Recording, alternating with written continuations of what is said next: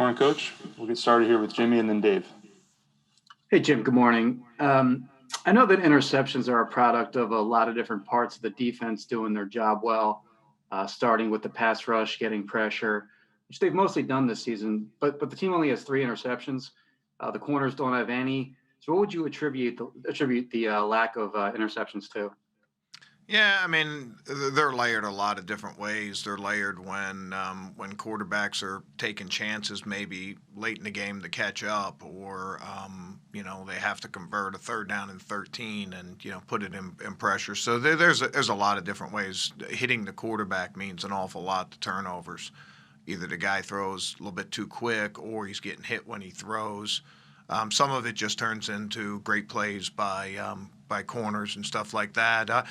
I think you can also get in some bad situations when you guess and try to chase those things. You got to let them come to you, which was one of the things that was disappointing about this game. I thought the one chance that we really had to get one was when we had them backed up, and Rodgers didn't make very many mistakes in that game, but the one he aired one out, and we had overlap in zone coverage and didn't make the play. But that's a chance to be able to get that ball, and I thought that could have been a game-changing play. We need to make plays like that.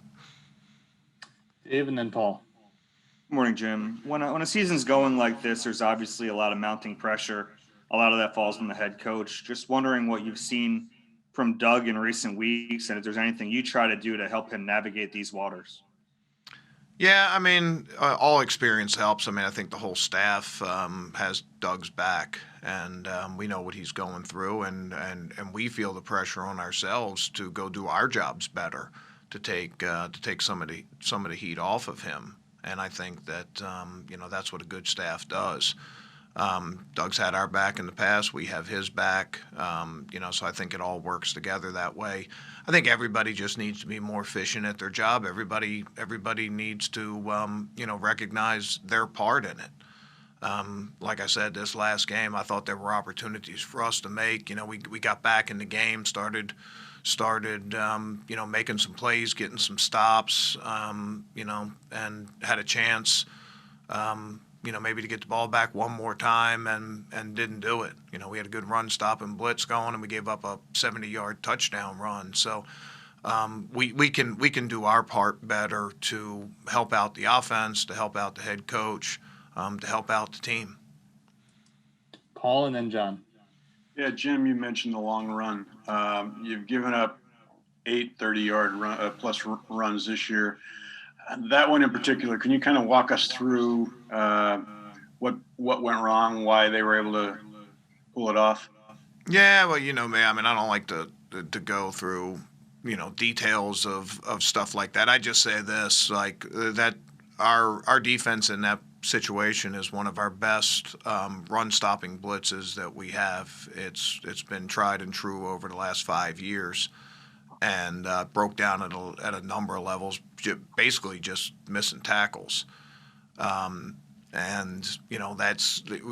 them in a situation, felt like they were going to run the ball, had that dialed up, and even if we miss tackles in there, we still got to get that thing down for 10 yards. It can't turn into a touchdown, and we broke down at a lot of different levels. That was probably as disappointing. The backed up play, which I already mentioned, that felt like, okay, look, if they take a shot here, we're in a good defense for that, and we weren't able to make that play. We were a step slow on that one. But this one's that run play was very disappointing. John and then Martin. Hey, Jim. We talked a little bit about Slay last week having to deal with DK, and now it was Devontae Adams who's playing at such a high level. What do you think he gave you before he left with the knee injury? And also Michael Jacquet, that's a difficult spot for him to come in. How do you think he handled it? Well, we lost the game. I think that's the way we all look at ourselves in a game. There's no, individual accomplishment when the team loses. And I was very appreciative of Slay. He wasn't 100% coming into the game, went out and played, and Probably the biggest thing. The play when he gave up his last completion, I saw him limping on that play, and I was trying to get Jaquette in there for him, and I was trying to get Slay to go down, and just like, look, you're hurt. Just let the officials take you out of the game. But he's got so much pride as a player that he didn't want to do that. And then we gave up that completion, and then we were able to get him in, and we sort of switched Devontae to shadowing Devontae. And MJ came in and played tough. Made a couple tackles and stuff like that. We were able to sort of execute. We didn't play our best football at the corner position. We left a lot of plays on the field and stuff like that. I was very appreciative of Slay going out there when he wasn't 100% and doing that. But, they were, when we were off, they were making plays in front. When we were up, they were making plays behind us. Late in the game, Vontae made a really good play down. They tried to put the ball in the end zone with 17. He made a really good play on that, but we didn't make enough of those over the course of the game. And, it had a lot to do with, with what the final score was. Martin and then Jeff. Hey, Jim. At linebacker, I mean, there's a possibility you won't have TJ Edwards and you also won't have Davion Taylor and also, obviously Nate Jerry's on IR. I mean, what's kind of like your situation there? I mean, how are you looking at the game against the Saints with what you have? Yeah, I mean, that's no different than, any week over the season. You sort of have an idea what you'll have going into a Friday practice, and, maybe you get guys back later in the week, maybe you don't. You just have to plan accordingly. It's nothing that we haven't been through before. Puts a little bit more on the guys, the guys that are healthy that can get out there. It also, just the way it goes with linebackers, those linebackers are always on all the special teams plays.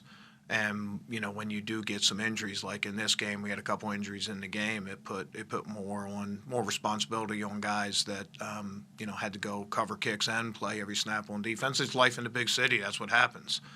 And, but it's nothing we haven't been through before. We'll have a good plan and confidence in the guys that we have when we get to Sunday, and we'll see where that takes us this week. Other than Davion, who looks like he'll miss some time, we'll see everybody else and see if they're able to contribute and see if it makes sense to get them in the game and where their health is later in the week. Go ahead, Jeff, and then Zach. Jim, what did Malcolm Jenkins mean to you in your 4 years together? And previously, did you ever have anyone that was that versatile in that position? Well, versatility was amazing with Malcolm. He played 7 different positions in defense here, and he knew all 11. He knew all 11 like a coach. Was a great set of eyes on the field for me. Incredibly honest player. Always did his job. I mean, he was so efficient at doing his job that, like, if he made a mistake, it was like once a year. I mean, other players will make a couple mistakes a game. Very, very, very rare. Like if he did, it was like newsflash that that he had a missed assignment or wasn't in the right spot. He was just that player that always did the right thing. He was really good at weathering any storm. Always remained calm. He knew when to turn it up and when to give his fellow teammates confidence. I've thought about a lot over the years of all the great players that I've coached and things like that. Malcolm certainly goes right up there. He's probably the smartest player that I ever coached, and leadership-wise, you take all those players. If he was on that, he'd probably be elected team captain. I can't have any more praise. I get in trouble for praising players, but that guy certainly meant a lot to me personally. Meant a lot to our defense and our team. He doesn't play for us anymore. I root like crazy for him 15 games a year, but not going to be rooting for him on Sunday. We'll try our best to go after him. He'll try his best to go after us, and that's the way the NFL is. But I would say this: I don't think I've ever been around a smarter player. It's about the only time I've ever had in my career. We're playing Seattle last year, and he heard the offensive line say something about a look that we had. And it's the only time I remember him doing this in 4 years. He came to the sideline and said, "Schwartz, next third down, call this. I guarantee we're going to get a sack." And, I had so much trust in him that next third down, I called it, and it happened exactly the way that he said, and we got the sack. But it was all just because of what he heard. He heard the offensive line talking about, hey, next time we get that look, this is what we have to do.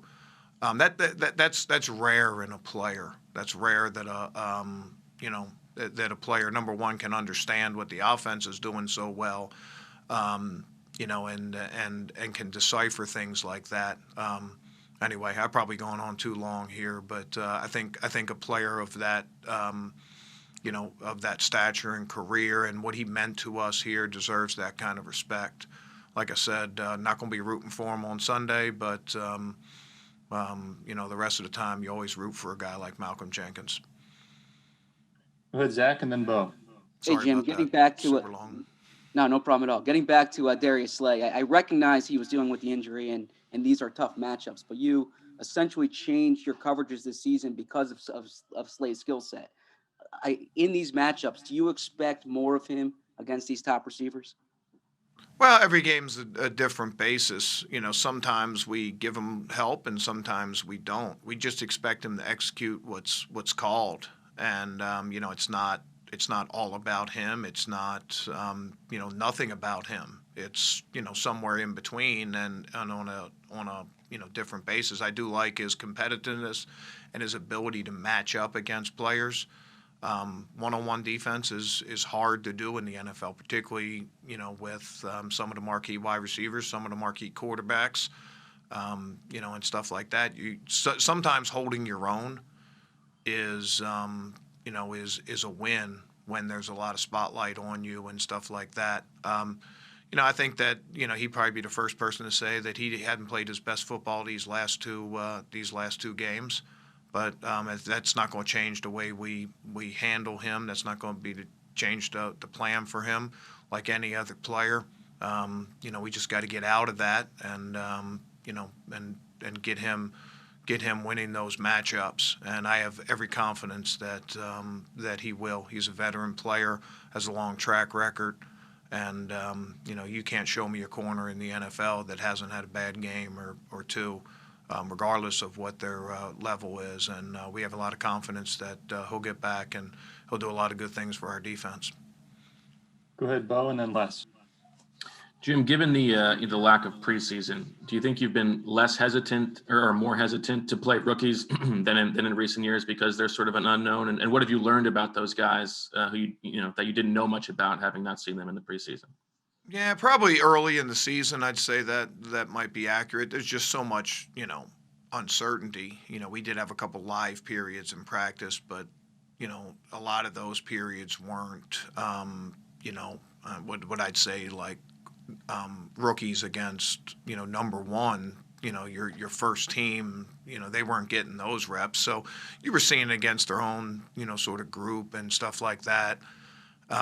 It's hard to simulate the pressure of a game, and the things in practice is different than a game. No matter how much you try to do a live scrimmage or put them in situations. So I'd say probably early in the season. But now, they have a lot of practice time under their belt. A lot of those guys have gotten some playing time here and there, whether it's been due to injury or a feature of a game plan or stuff like that. There's no curve anymore.